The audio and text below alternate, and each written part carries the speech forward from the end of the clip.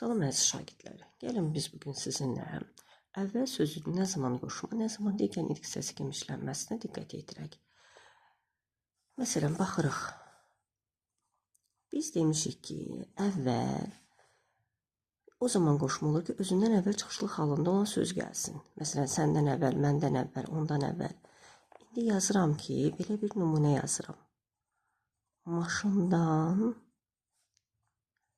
əvvəl yaşlı bir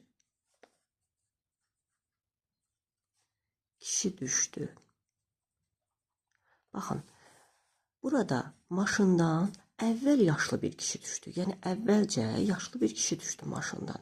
Burada qoşma deyil. Baxmayaraq ki, çıxışlı hala qoşulub. Burada qoşma deyil. Maşından əvvəl yaşlı bir kişi düşdü. Bu zaman burada bu zaman zərfidir. İndi deyirəm ki,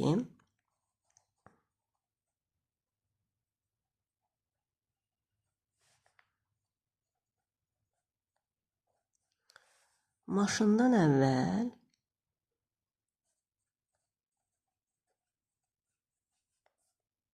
təyyarə düzəltdi. Maşından əvvəl təyyarə düzəltdi. Yəni hansısa bir şagirdi əl işi düzəldir. Maşından əvvəl təyyarə düzəltdi. Burada da baxın, burada çıxışlı hala qoşulsa da qoşma deyil. Burada zaman zərfidir. Zaman zərfi.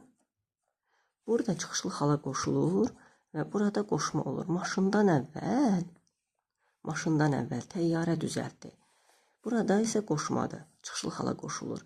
Cümlənin mənasına fikir verin. Yəni hər əvvəl sözün özündən əvvəl çıxışlı hal gələrsə onu qoşma kimi götürməyin. Biri də var, deyirəm ki, əvvəllər